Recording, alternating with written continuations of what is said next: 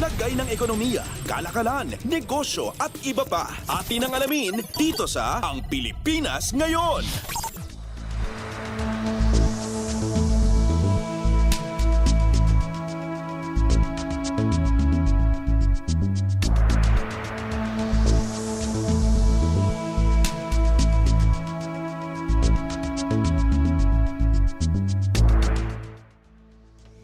Magandang araw, narito na ang mga nangunang balita sa larangan ng pagnenegosyo at kalakalan.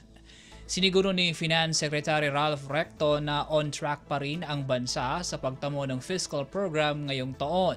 Sa deliberasyon ng 2025 National Budget sa Senado, iniulat ni Secretary Recto na umakyat sa 15.6% ang kabuang revenue o kita ng pamahalaan sa loob ng unang 6 na buwan ng taon na anyay buhat sa mataas na koleksyon sa buwis maging sa non-tax revenues.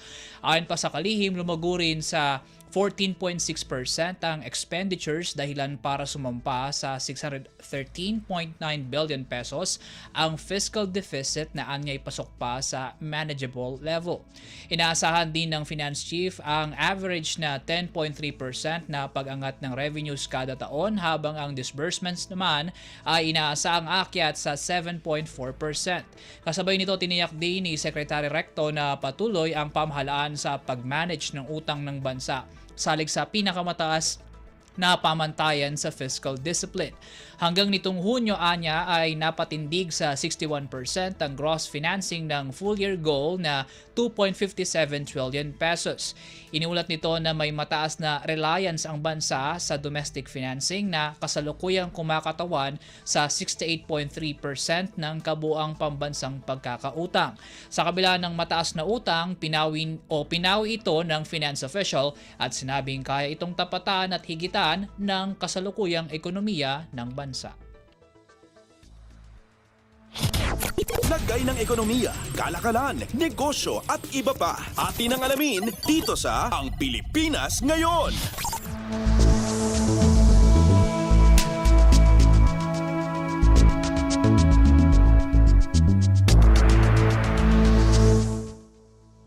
Sa iba pang balita, Greenlane certified na ang pinakamalaking solar power project na siyang inaasahang magpapailaw sa bansa. Ayon sa Board of Investments o BOI, pinagkalooban na nito ng Greenlane certification endorsement ang Terra Solar Philippines Incorporated o TSPI na inaasahang magtatayo ng 3,500 megawatt solar project sa pagitan ng probinsya ng Bulacan at Nueva Ecija. Ang TPSI na subsidiary ng SP New Energy Corporation at siyang pinamumunuan ni Meralco Chair at CEO Manny Pangilinan ay magkakarga ng solar power energy sa 3,500 hectares na lupain sa gitna ng dalawang probinsya. Dahil sa lawak nito, itinuturing itong pinakamalaking solar power project sa buong mundo. Ang proyekto na may investment value na 185.28 billion pesos ay inaasahan ding makalilikha ng humigit 4,000 trabaho sa bansa. Bago ang paggawad ng Greenlane certification, nauna nang nasiguro ng kumpanya ang rehistrasyon sa BOI noong Hulyo. Nasecure din ito noong nakarang buwan ang Certificate of Energy Project of National Significance mula sa Department of Energy, ang dokumentong kumikilala sa isang signipikong national energy project. Maalalang nag-atas ang Pangulong Ferdinand R. Marcos Jr. na bumuo ng Greenlanes para sa strategic investments na siya namang magpapabilis sa pagproseso ng mga naturang proyekto. Lagay ng ekonomiya, kalakalan, negosyo at iba pa. Atin ang alamin dito sa Ang Pilipinas Ngayon.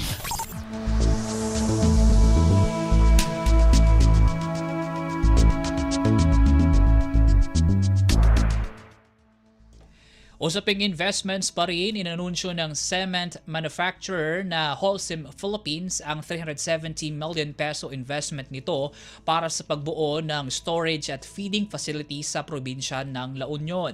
Ayon sa kumpanya, gamit ang mga bagong pasilidad ay mas mapabibilis na nila ang decarbonization at circularity ng kanilang mga operasyon.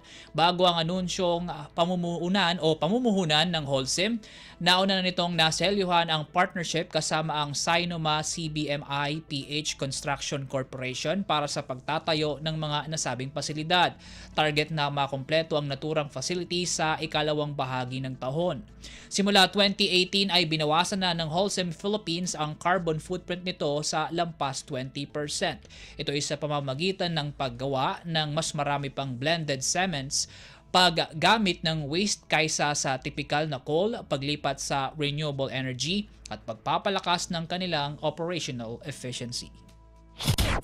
Lagay ng ekonomiya, kalakalan, negosyo at iba pa. Atin ang alamin dito sa Ang Pilipinas Ngayon.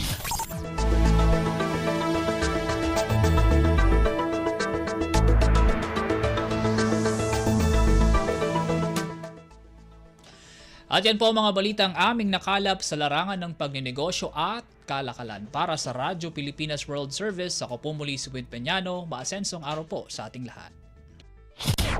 Lagay ng ekonomiya, kalakalan, negosyo at iba pa. Atin ang alamin dito sa Ang Pilipinas Ngayon.